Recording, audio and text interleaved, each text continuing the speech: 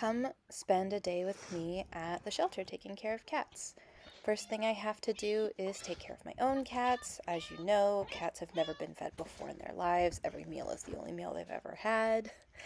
And then our cat Turtle, her bowl is actually all the way down at the end of the hall because Rosie tends to bother her, so she gets fed special. Then I get dressed, get ready, brush my teeth, and give the cats a little cuddle before I head out the door.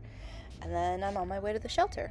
The shelter is about a 25-minute drive away, next county over. And then as soon as I get there, I stop by the catio to say hi, have to say hi to our beautiful Sally. And then, of course, Pepe doesn't want to be ignored, so I have to say hi to him too. First thing I see when I come in is, unfortunately, we've had a case where a kitten was just dropped off at the front door of the shelter when nobody was there. Next thing I do is I go into this room where I have a drawer full of fecalizers because it's time to collect some poop.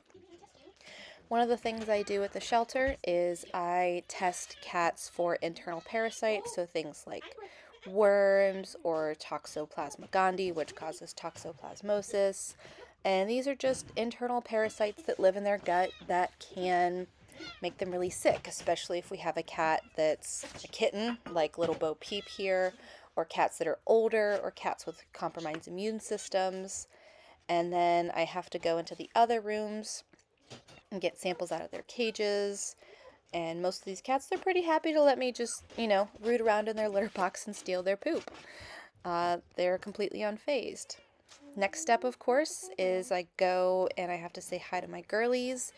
This is Pebbles. She lets you know when she wants attention. And this is Polly. She's very, very patient, very kind and sweet. And they both have to have pets at all times. Then I'm getting more fecal samples in this room. I am the poop collector of the poop. Next, what I have to do is I'm the first person in this room this morning, so I'm changing all the water, topping off their dry food that we leave out for them all day, and just doing a little bit of tidying up. It's important that in these rooms where we have free-roaming cats that we keep the rooms clean and sanitary to make sure that the cats are healthy and happy and not stressed out. Part of that also means cleaning all of the litter boxes and, of course, giving Pebbles more scratches. That it's a really important part to make sure that every day these litter boxes are cleaned so that the cats have a nice place to go to the bathroom, because when cats don't have a clean place to go to the bathroom, they tend to go to the bathroom in places you don't want them to. So it's really important that I clean that up and then sweep as I go. Again, just trying to keep all of these rooms clean and sanitary for the cat's happiness and health. And then once I've done all of that, I always make sure to replenish the litter with a new bag, just to be considerate to whoever's coming in the room after me. I know that Eric's going to be cleaning here soon. And there are a couple of litter boxes that are just a little bit too grungy, so I give them a good scrub down. I try to scrub at least 2 of them a week just to get rid of any crusties. Everyone who has a cat knows that sometimes that they will make what I call a big stinky. So just trying to keep everything clean, and Arby is supervising, making sure I'm doing a good job. You can also see that I've put on a disposable lab coat because I do not want poo splashing all over my clothes, getting into my fingernails.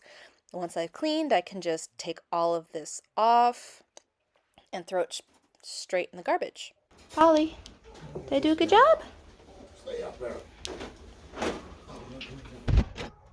Next, I move on to another room. You can see that this is an entirely free roaming room. No cages in there. Have to say hello to little baby Marco. He wants attention. And then I'm off cleaning even more litter boxes. And I'm also taking time to socialize and play with the cats that are in here, because this is not their forever home. This is a shelter where we're happy to take care of them. This is Marco getting into some mischief, so I tell him he can ride on my shoulder while I try to get these litter boxes cleaned. And this is a really important part, that we make sure that they're getting socialized. We make sure that they're getting affection and love while they wait for their forever home. And then more and more cleaning, more and more cuddling, more and more pets. Hunter wants some pets. Making sure that I'm cleaning as I go, sweeping as I go. Eric was already in here. He did the food and water. So all I have to do in this room is the litter boxes. And then Callie wants some belly rub, so I take a little belly rub break. And then Pepe wants to sit in my lap. And then changing over the bags, and then I have to go out and clean the catio.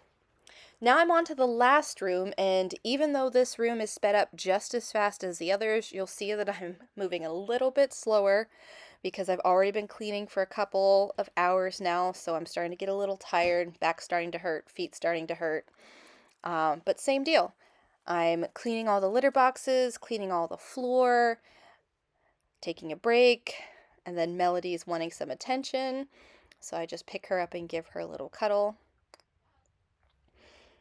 Because I don't know if I'm the only person that Melody's going to see today, so anytime that a cat asks me for attention, of course I'm going to say yes. Especially when she's so sweet and so pretty. Then it's back to cleaning. Again, just emptying litter boxes, sweeping as I go, saying hi to everybody. Rocky is my supervisor today. And then I notice that there is a cat peed on the floor, so I have to make sure to clean that up so it doesn't encourage the other cats to mark, make sure I get all the smell up.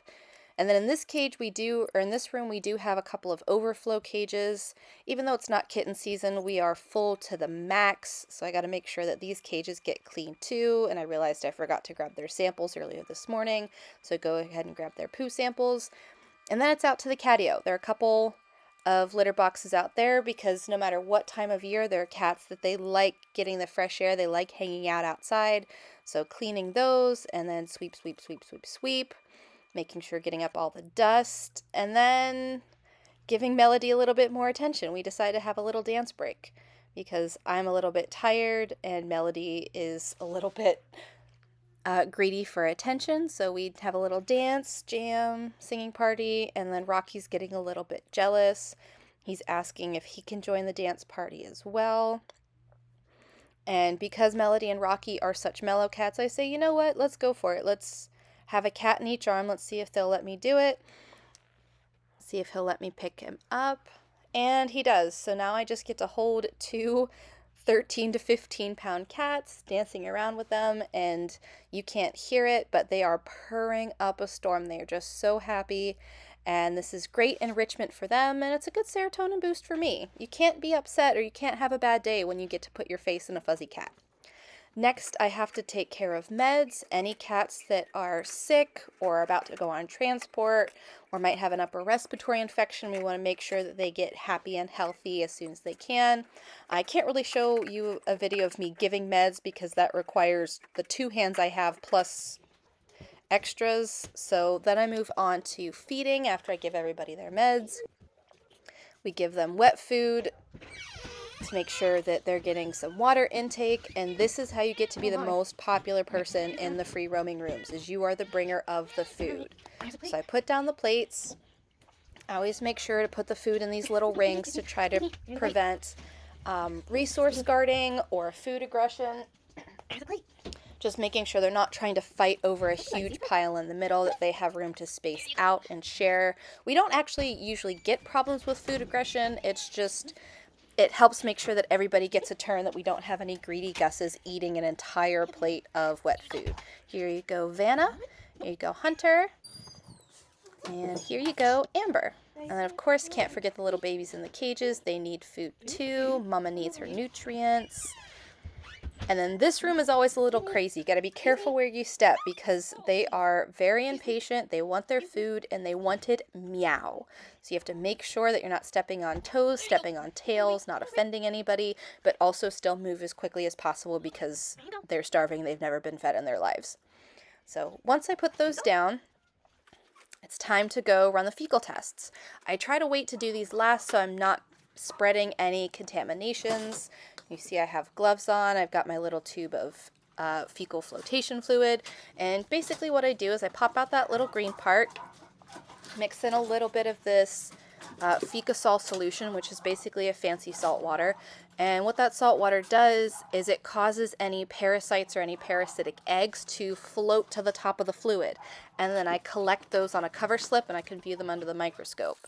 And I just take 2 minutes to agitate it to break up the poo particles. No, it does not smell good. And then I top each of those off. I make my little bubble. And then I wait 10 minutes. After 10 minutes, any potential parasites or eggs will hopefully have risen to the top. Pop the cover slip on a slide, close the fecalizer so I know which sample I'm looking at, and I check for parasites. Today I ran 11 fecal samples and I found 3 parasites. In this first sample here, we have a coccidia, which is a type of protozoa that makes cats have really bad, really stinky diarrhea. The second one you see here, this is a roundworm egg. And this last sample comes from little Bo Peep, that kitten that was in the kitchen. She unfortunately has hookworm, which can be a little bit tricky to treat. And this is why it's important that we check them. But wait, there's more.